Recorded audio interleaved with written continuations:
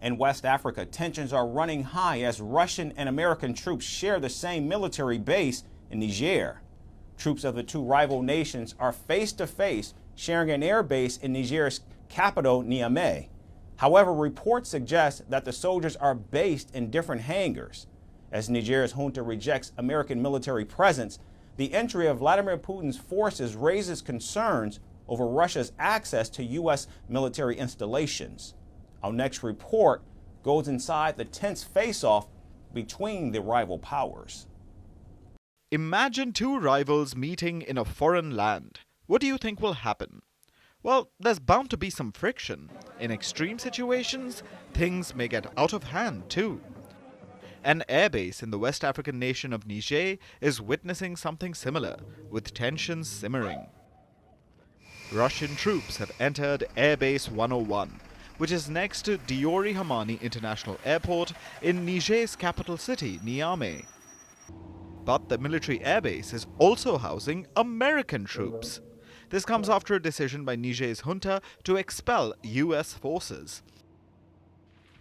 The entry of Vladimir Putin's soldiers has put American and Russian troops in close proximity, at a time when the two countries are at loggerheads over the conflict in Ukraine.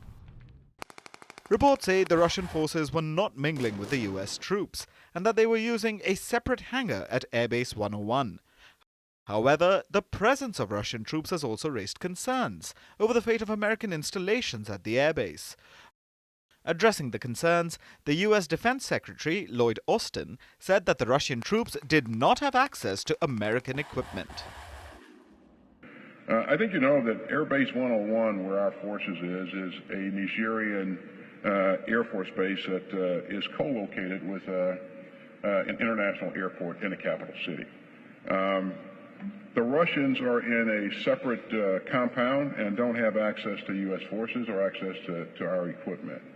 And this is something that, again, I'm always focused on the safety and the protection of our troops, something that we'll continue to watch.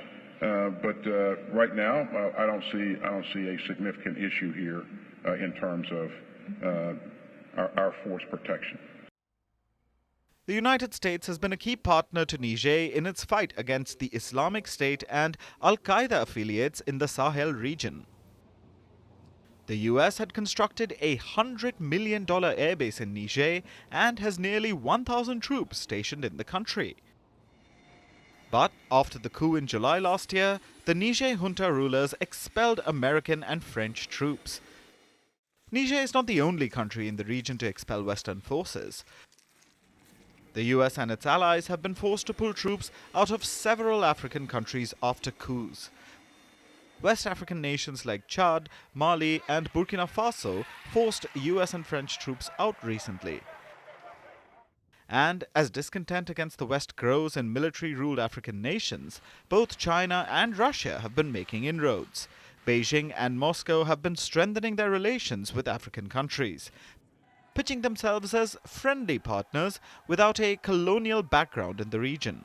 So now, resource-rich Africa is being courted by the US, Russia, and China. By picking sides, will the continent usher in a new world order? From impeachments to inaugurations, if it's a political story, we are on the scene. The race for the White House is heating up. We're beating Biden. How dare he say that? If it's breaking news, we're live with the latest coverage. From the White House, the State Department, and Capitol Hill, we know the issues, but above all, we know the players to bring you the latest in-depth analysis on all the key stories that we're covering. I'm Eric Ham. Join me from Washington here on First Post America.